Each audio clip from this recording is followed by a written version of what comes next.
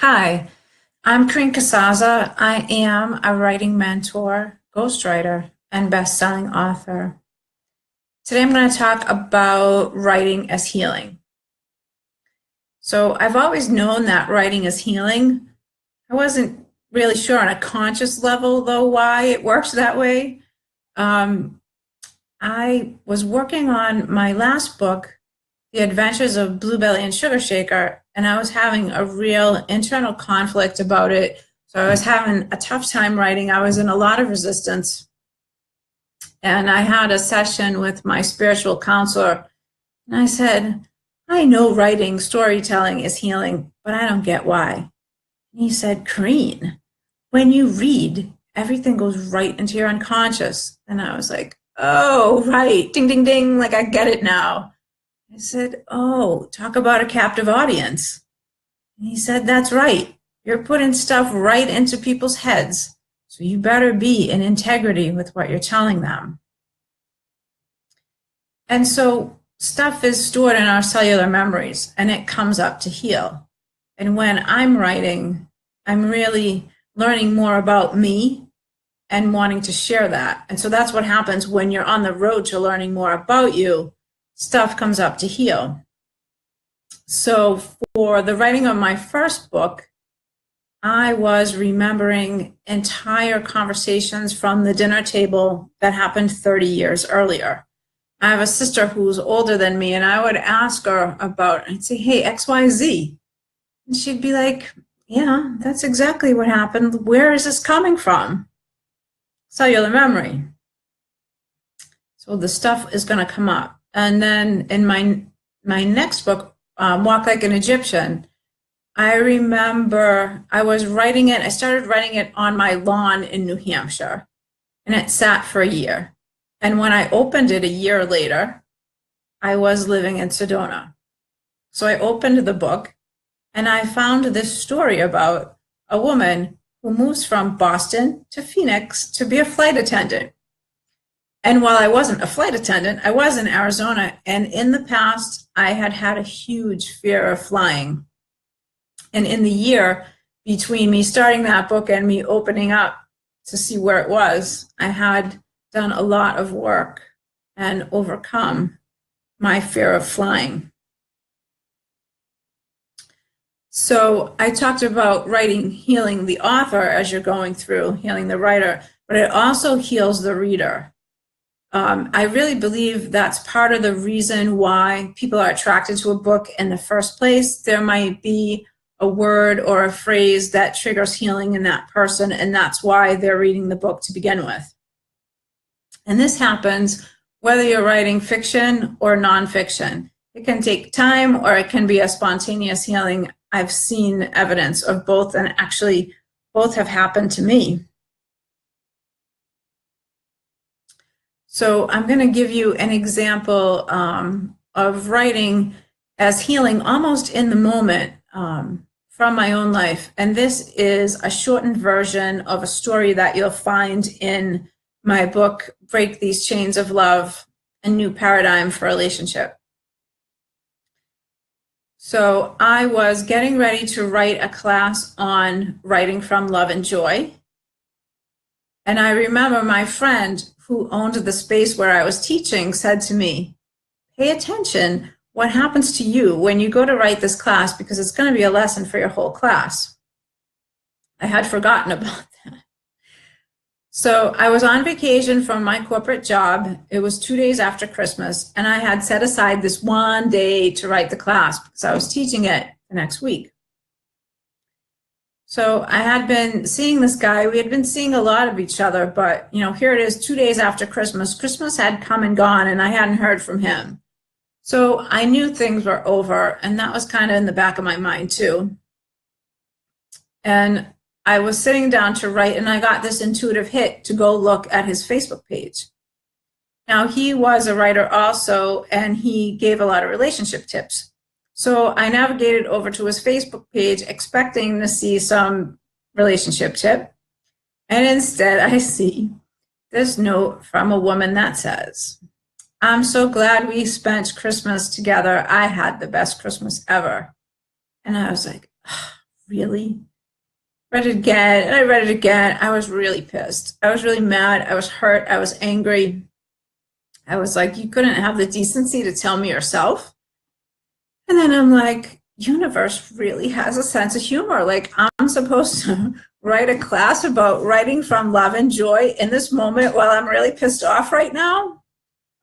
Okay, so I let myself feel those emotions. I was mad. I was upset. Sat on my bed with my laptop and cried. I paced around my apartment. Then I went outside to smoke a cigarette. I'm thinking, now mind you, it's December in Boston, right? It's freezing. And I'm thinking, it's freezing. I'm outside doing something that I know very well can kill me. Like, this is crazy. So, okay. So I go back inside and I lamented a little bit more. And I sat there and I thought, you can either write this class and be the best example to yourself and your students that you could be, or you can wallow. So I said, okay, I'm going to write the class. But still, I was in the middle of those emotions. I was angry. I was hurt. So I used the Sedona method, the first thing. I knew, right, I need to get to a place of love and joy and compassion first.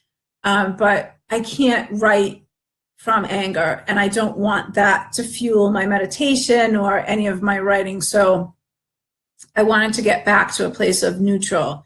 And I did that using the Sedona method. There are just two simple questions. The questions are, can I be as angry as I am? And can I let it go as much as I can? And so when I'm in that state, I know I was saying to myself, can I be as pissed off as I am? And you say that to yourself and you just really feel it. And feel the anger and the hurt. And then you go to, can I let it go as much as I can? And you just relax. So you go back and forth between those two questions, and it really brings you to a place of neutrality. Then once I'm neutral, I can go into meditation. And for me, meditation is a big part of writing also. When I teach writing, that's really what I'm teaching people, to get into a meditative state and get their personality out of the way. I'll talk about that more tomorrow, and we'll actually do a meditation. So I went into meditation and I relaxed. I was breathing in and out of my heart space, sending myself love and compassion. And actually love and compassion to him too, because I needed to forgive him and forgive myself for whatever went on there. And when I came out of meditation, I felt calm and peaceful and much more like myself. But then I still felt like I needed closure around what had happened. So I sent him a private message on Facebook, and it was just very respectful. And I never expected to get a response from him, and I never did, but it was closure for me. And so then I sat down and I was able to write the class. And I did write in that incident as a great example of love and joy are available in every moment, no matter what it looks like is going on around you in your external circumstances. You can always go within and find peace and love and joy, because that really is our natural state. So when you write, this stuff is going to come up.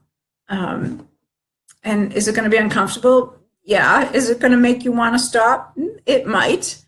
But just remember that this stuff is coming up for you to move past, for you to heal. And it leaves a big space for something else to come in, something that's in alignment with who you are now. And it gets you out of your comfort zone for sure, right? But you're not going to live the life of your dreams from your comfort zone. You got to get out of there. So it's a really good thing. I do have a lot of tips and techniques that I use with people to help them get past this and move beyond it. And really, it is a really joyous thing once you move past it, because it gets you clearer on who you are. So you can do your work more and better in a way that's more in alignment with who you are. And so remember I talked about my writing Bluebelly, the adventures of Bluebelly and Sugar Shaker, and being in internal conflict. Well, it turned out that one of the characters in my book was an ex-boyfriend, and I was revising, rewriting, and coming to closure with our relationship during the writing of that book. Now, I was well aware that I had based the character on him, but I really wasn't clear that that was what I was doing as I worked through the book, talk about learning more about me. And by the end of the book, it was obvious. So that was pretty cool. And it's really cool to rewrite the endings of things, because your mind doesn't know the difference between what actually happened in your life and what you can imagine. So when you're imagining things and they manifest, it's pretty cool. So that is a couple of examples of writing as healing. I hope that makes sense and helps you. If you have any questions for me about writing or the way that I work or the way that I work with clients, please send me a Facebook private message. I think that's all I wanted to share with you today. So, all right, enjoy the rest of your day. Thanks. Bye.